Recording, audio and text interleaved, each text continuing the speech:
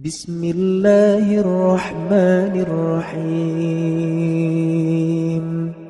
Ada cara tentatif, ada cara permanen, Pak. Kalau yang tentatif itu harus punya masalah dulu, baru ingat Allah biasanya. Nah, kalau yang ini cukuplah masa lalu kita dan sekarang, ya. Ada yang lebih permanen, mengenal yang ditakuti. Kenapa kita tidak permanen rasa takutnya kepada Allah? Karena kita nggak kenal yang kita takut itu siapa sih? Bapak kenal Allah nggak sih? Kan antum kenal Allah nggak? Allah itu apa? Siapa? Kalau versi orang kan Allah itu di langit, Ustaz. Itu belum kenal Allah namanya. Ya. Allah itu di arsy, Ustaz. Nah, itu ayat. Ar-Rahman 'alal arsy istawa.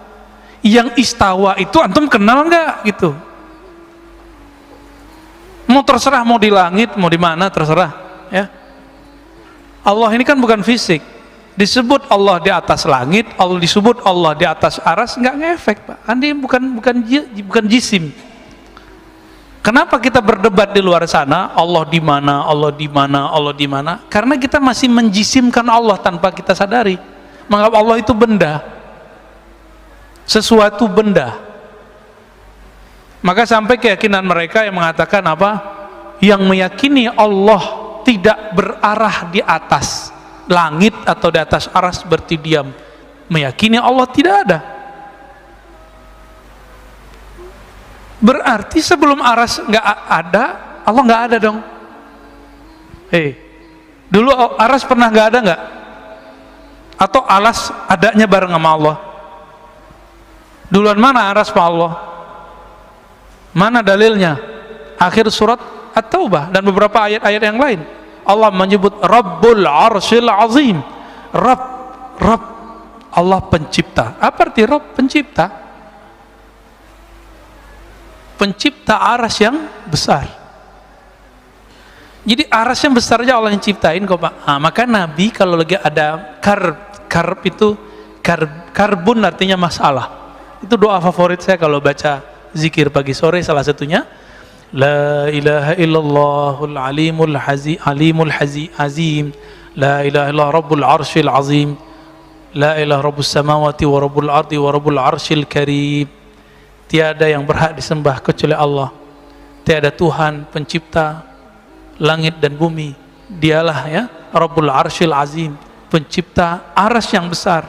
Apalagi cuma corona yang kecil, kelihatan nggak corona?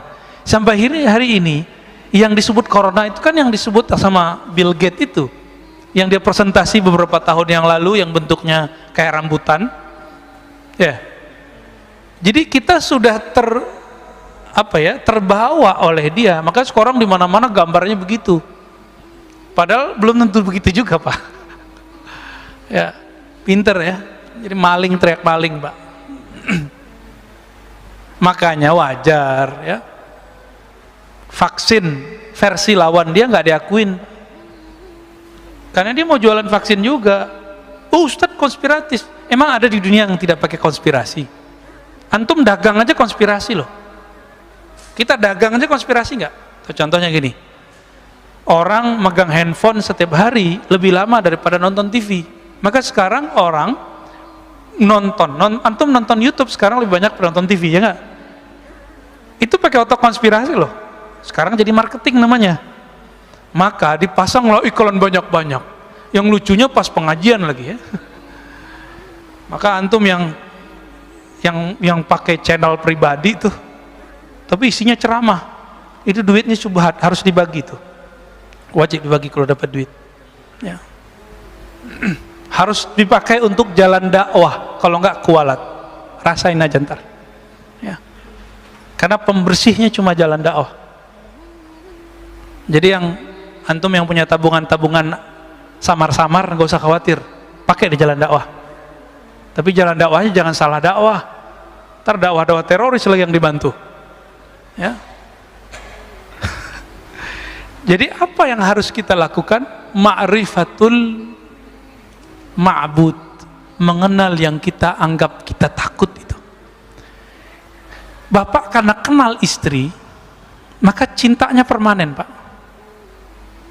Walaupun istri sudah ubanan, benar gak, Pak? Bapak kan ubanan soalnya. Saya ngeliat rambut Bapak aja. Tetap cinta kepada istri. Kenapa? Saya kenal dia semenjak dia belum ubanan gitu. Ada orang cantik bukan main, tapi ketus. Bapak seneng gak? Jadi cantik fisik itu dia cuma enak di mata. Pas ngomong gak enak di telinga, maka dia gak cantik lagi. Cantik-cantik kok ketus. Nah, itu cara kita membatalkan kecantikan dia. Apalagi nyebelin, apalagi matre, oh capek lagut ya.